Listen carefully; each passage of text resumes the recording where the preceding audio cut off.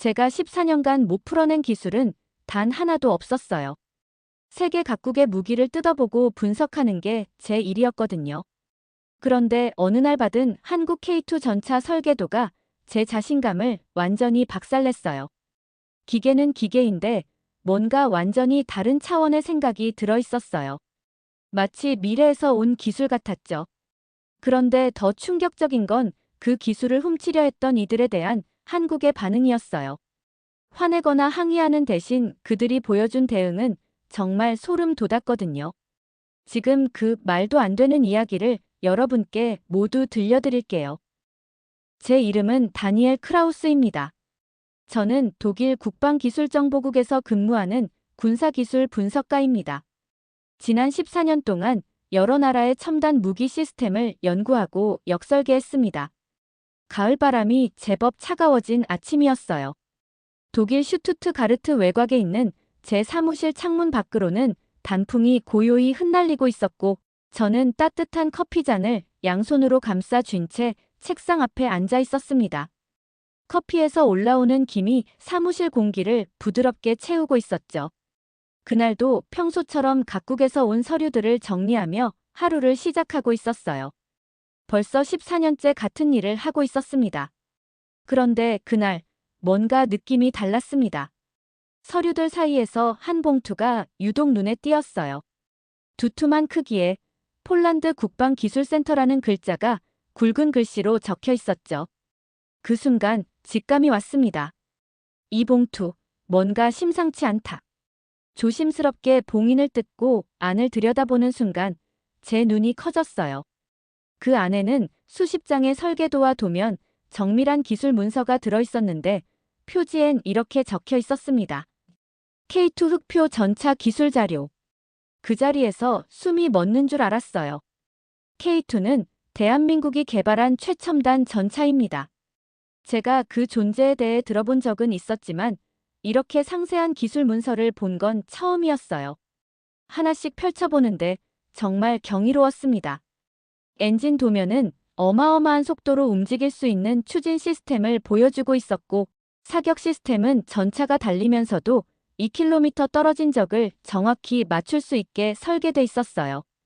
통신 구조는 적이 전파를 교란해도 안정적으로 작동할 수 있게 되어 있었고요. 그런데 더 이상한 건 설계도 구석구석에 한국어와 독일어가 섞여 있었다는 점이었습니다. 심지어 낯익은 바코드도 있었어요. 예전에 다른 보고서에서 본 적이 있었죠. 그건 한국 내부에서만 쓰는 군사보안 시스템이었습니다. 왜 이 문서가 여기 있지?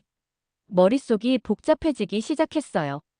한국과 독일은 K2 관련 공식 협력이 없거든요. 우리는 자체적으로 레오파르트 전차를 개발하고 있었고 이런 설계도를 공유할 이유가 없었습니다. 그런데 지금 대한민국의 핵심 군사 기밀이 제 책상 위에 펼쳐져 있었던 겁니다. 분석을 계속하면서 저는 점점 충격을 받게 됐어요. 이건 단순한 전차가 아니었어요. 이건 생존을 위해 만들어진 철학의 집합체였어요. 지형에 따라 바퀴 높이를 조절해 언덕 뒤에 몸을 숨기거나 장애물을 넘을 수 있게 만들었고 장갑은 최신 대전차 무기를 막을 수 있을 정도로 단단했어요. 무조건 임무를 완수하고 탑승자를 지켜내겠다는 한국 기술자들의 의지가 설계 구석구석에서 느껴졌습니다. 시간이 어떻게 지나갔는지도 몰랐어요. 커피는 식어 있었지만 손은 계속 설계도를 넘기고 있었죠. 한 장 한 장이 새로운 세계를 보여주는 것 같았어요. 그날 아침, 저는 분명히 느꼈습니다. 이건 단순한 전차 설계도가 아니에요. 이건 대한민국이 전쟁을 어떻게 준비하고 어떻게 살아남을지를 보여주는 하나의 철학이었습니다. 이 봉투 하나가 제 인생을 어떻게 바꿔놓을지는 그때는 몰랐어요. 그저 무언가 엄청난 걸 마주했다는 생각뿐이었죠. 그날 이후 딱 3일이 지났어요. 처음 그 봉투를 열었던 순간이 아직도 생생했죠. K2 전차 설계도는 제 책상 위에 퍼즐처럼 펼쳐져 있었어요. 하루 종일 분석만 했고 밥도 제대로 못 먹고 잠도 거의 못 잤습니다. 정말 머릿속엔 그 전차 생각뿐이었어요. 그런데 뭔가 이상했어요. 계속해서 마음 한구석이 찜찜했죠. 엔진 도면 한 장을 들어서 가까이 들여다봤어요. 검은 잉크로 또렷하게 쓰인 한글이 먼저 눈에 들어왔고 그 밑엔 조그맣게 쓰인 독일어가 있었어요. 누군가가 한국어를 독일어로 번역한 흔적이었죠.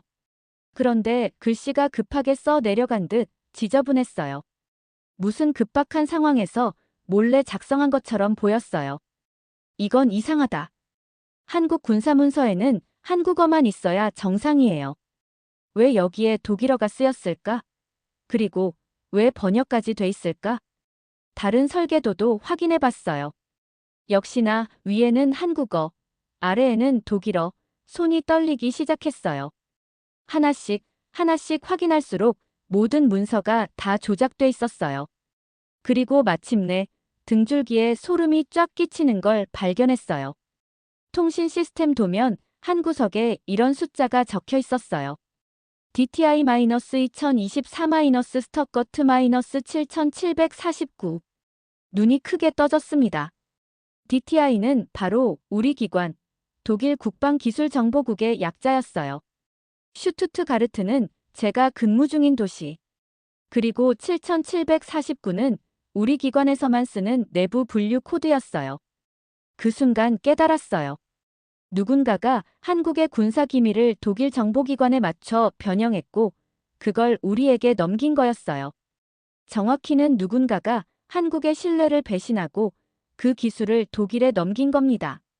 숨을 제대로 쉴 수가 없었어요. 손에 땀이 흥건히 맺힌 채 문서를 들고 상관 사무실로 뛰어갔습니다. 큰일 났습니다. 문서를 그의 책상 위에 펼치며 말했어요. 이 문서 누가 수정했습니다. 한국 군사기술에 우리 기관 코드가 섞여 있습니다. 하지만 그 상관은 아무 말도 없었어요. 회색 머리카락에 차가운 눈빛을 가진 그 사람은 문서를 흘낏 보기만 했죠. 놀라지도 않았고 당황한 기색도 없었어요. 그저 이렇게 말했어요. 계속 분석하세요. 크라우스, 문서 출처는 당신이 걱정할 일이 아닙니다. 하지만 이건 분명히 명령입니다. 기술만 보세요. 정치 말고요. 칼로 자른 듯한 그 말에 저는 입을 다물 수밖에 없었습니다. 사무실로 돌아오는 길 머리가 아파왔어요. 무언가 잘못되고 있다는 걸 확실히 느꼈습니다. 다음 날 아침 제 분석 파일을 열어보려 했는데 화면에는 이렇게 뜨더군요. 파일을 찾을 수 없습니다. 제 K2 보고서 전체가 서버에서 사라진 거예요. IT 부서에 전화하니 프로젝트 일시 중단이라는 말만 반복됐어요. 하지만 전 알았어요. 이건 단순한 일시 정지가 아니라 누군가가 증거를 숨긴 거였다는 걸요. 며칠 뒤 구내 식당에서 동료 한스와 점심을 먹고 있었어요. 그는 평소처럼 말없이 식사를 하다가 주변을 조심스럽게 둘러보더니 작은 목소리로 물었어요. 다니엘, 혹시 폴란드가 우리한테 한국 전차 기술 넘긴 거 진짜야? 그 순간 식당 안이 조용해졌어요. 근처 테이블에 있던 분석가들도 젓가락을 멈추고 우릴 쳐다봤어요. 몇 초간 아무도 말하지 않았어요. 그저 에어컨 돌아가는 소리만 들릴 뿐이었죠. 한스는 얼굴이 빨개졌고 그 뒤로는 아무 말도 하지 않았어요. 그때 저는 완전히 깨달았습니다. 이건 단순한 기술 분석이 아니에요. 국가 간의 신뢰가 무너진 배신의 현장이었어요. 한국은 폴란드를 신뢰했어요. 전차 기술을 공유하며 진심 어린 우정을 나눈 겁니다. 하지만 폴란드는 그 믿음을 배신했어요. 그리고 독일은 그 배신에 조용히 올라탄 거죠. 사무실로 돌아오는 길, 저는 죄인이 된 기분이었어요. 제가 훔친 건 아니었지만 다른 누군가의 배신의 증거를 분석하고 있었던 거예요. 2주 전 제가 작성했던 보고서가 흔적도 없이 사라졌습니다. 그런데 며칠 뒤 정체를 알 수 없는 초대장이 한 통 도착했어요. 흰 봉투에 발신인도 없고 내용도 단출했어요. 바르샤바 방위기술 포럼, 비공식 기술 교류. 그렇게 적혀 있었고 맨 아래엔 연필로 누가 쓴 듯한 문구가 보였어요. 당신의 고급 시스템 분석 역량이 필요합니다. 생소한 행사였지만 상사는 제 출장을 바로 승인해줬어요. 너무도 빠르게요. 그 순간부터 뭔가 이상하다는 느낌이 들기 시작했어요. 폴란드로 가는 비행 시간은 그리 오래 걸리지 않았지만 마음은 계속 불안했어요. 창밖으로 구름을 바라보며 도대체 거기서 뭘 마주하게 될까 생각하고 있었어요. 바르샤바는 흐린 하늘 아래 점점 모습을 드러냈어요. 오래된 벽돌 건물 사이로 유리 빌딩들이 어우러져 있었고 강이 도시를 실처럼 가로지르고 있었어요. 초대장에 적힌 호텔은 생각보다 작고 조용했어요. 로비는 어둑했고 낡은 가구들이 삐걱거렸습니다. 검은 정장을 입은 몇몇 사람들이 조용히 이야기를 나누고 있었는데 전부 속삭이듯 말하고 있었어요. 마치 누가 듣고 있을까봐 조심하는 듯 했죠. 회의는 3층 작은 회의실에서 열렸습니다. 8명의 남자들이 나무 식탁처럼 생긴 테이블에 둘러앉아 있었어요. 폴란드 사람과 독일 사람이 반씩이었고 익숙한 얼굴도 보였어요. 독일 정보기관에서 함께 일했던 동료들이었죠. 그중 한 명, 폴란드 엔지니어 코발스키라는 사람이 일어나 절 맞이했어요. 작은 키에 두꺼운 안경, 끊임없이 움직이는 손이 인상적이었어요. 웃고 있었지만 그 웃음이 참 어색했어요. 크라우스 씨, 환영합니다. 분석 능력이 뛰어나다고 들었습니다. 억양 있는 영어로 말하더니 자리로 안내했어요. 자리에 앉자 낡은 담배 냄새와 오래된 커피 향이 섞여서 코를 찔렀어요. 창밖으로는 바르샤바 시민들이 일상을 살아가고 있었고 그 아래 작은 방에선 전혀 다른 일이 벌어지고 있었어요.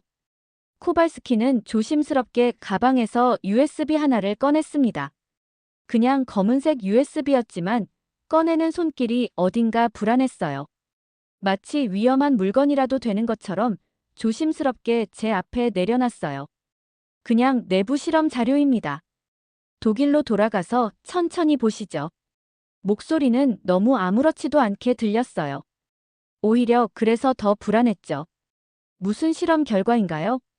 제가 물었을 때 방안이 순간 조용해졌어요. 모두가 절 바라보고 있었어요.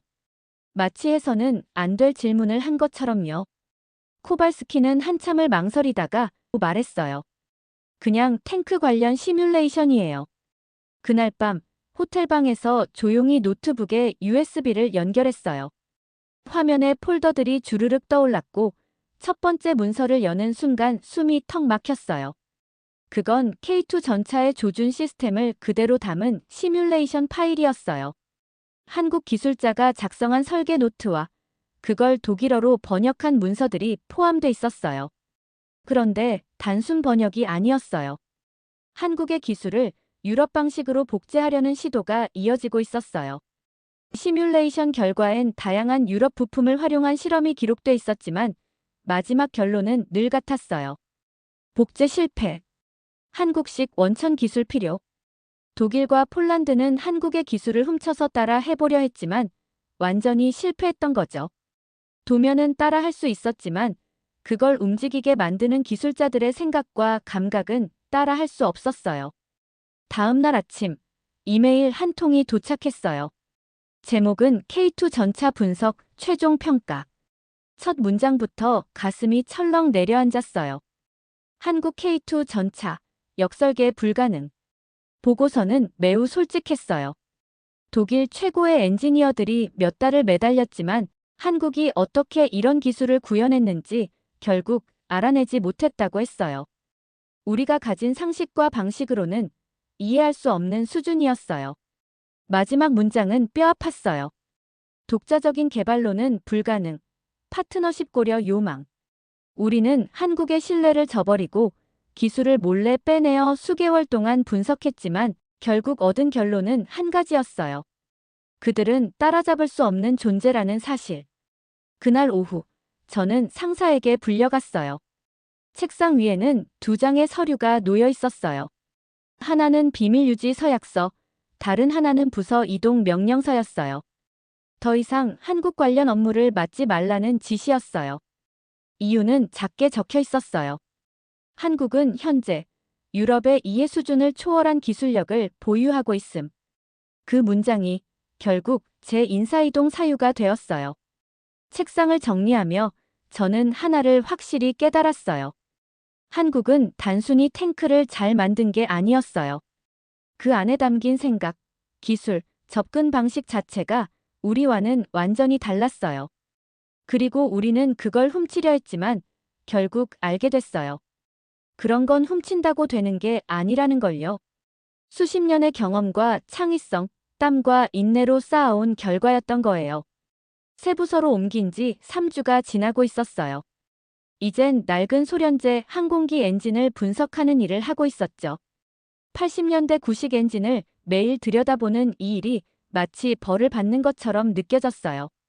하지만 머릿속은 여전히 K2 전차로 가득 차 있었어요. 그 도면들이 어떻게 사라졌는지, 한국은 과연 그 사실을 알고 있을지, 만약 알게 된다면 어떤 반응을 보일지 계속 그런 생각만 들었어요. 어느 추운 11월 아침, 저는 평소처럼 아파트에서 커피를 마시며 국방 관련 뉴스를 훑고 있었어요. 별 생각 없이 잠을 깨려고 하는 습관 같은 행동이었죠. 그런데 화면에 뜬 헤드라인을 보는 순간 손에 들고 있던 머그잔을 그대로 떨어뜨렸어요. 흰 도자기 잔이 바닥에 부딪히며 산산이 깨졌고 뜨거운 커피가 타일 위로 튀었지만 그건 전혀 중요하지 않았어요. 제 눈엔 그 문장 하나만 보였죠. 폴란드, K2 전차 도입 재협상 시작. 너무 놀라서 손이 떨렸고 화면을 클릭하는 데에도 시간이 걸렸어요. 그동안 무슨 일이 있었는지 모든 걸 알고 있는 입장에서 이 뉴스는 믿기지 않았어요.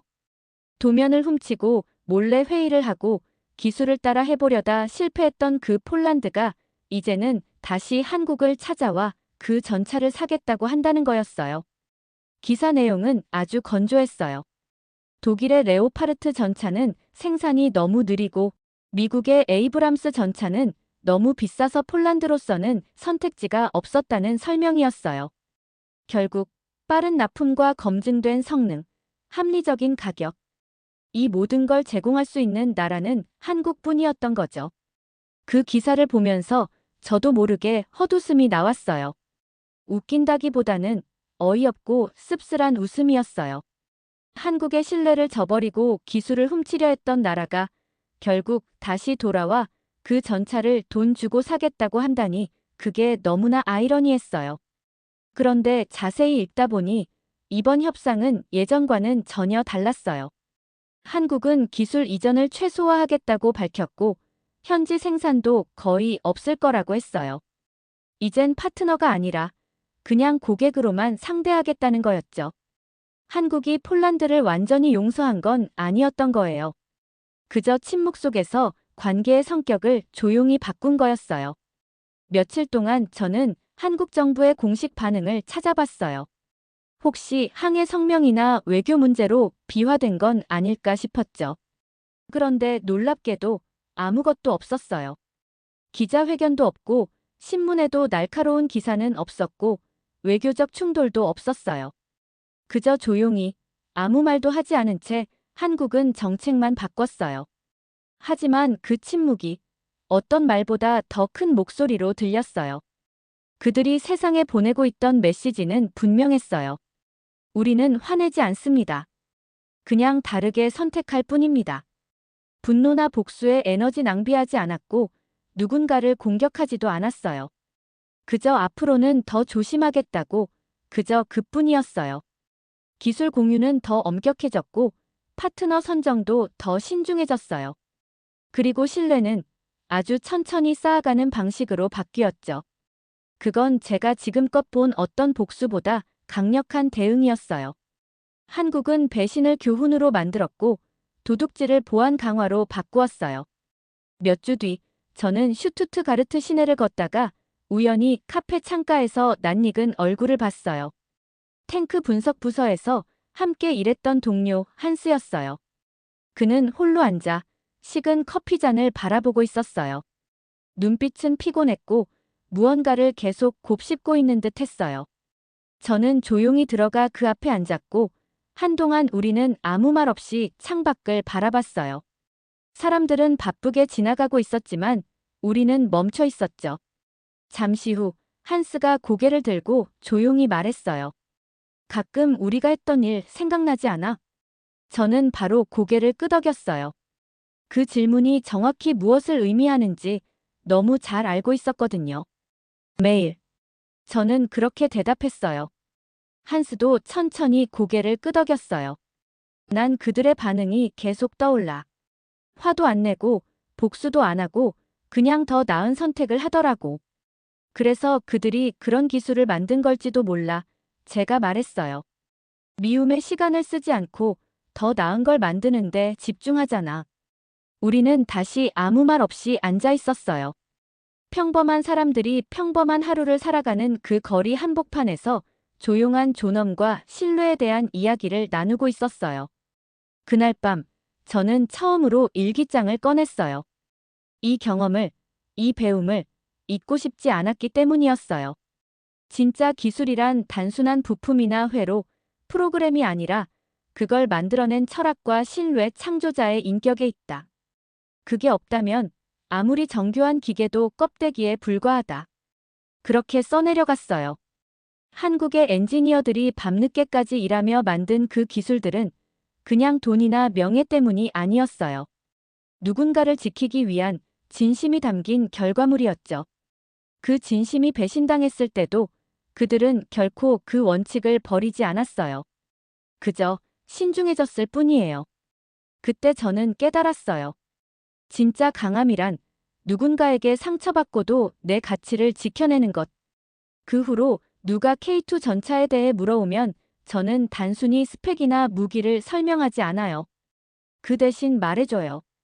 진짜 기술은 복제할 수 있어도 신뢰와 명예, 그리고 아무도 보지 않을 때도 옳은 선택을 하는 자세는 결코 훔칠 수 없어요.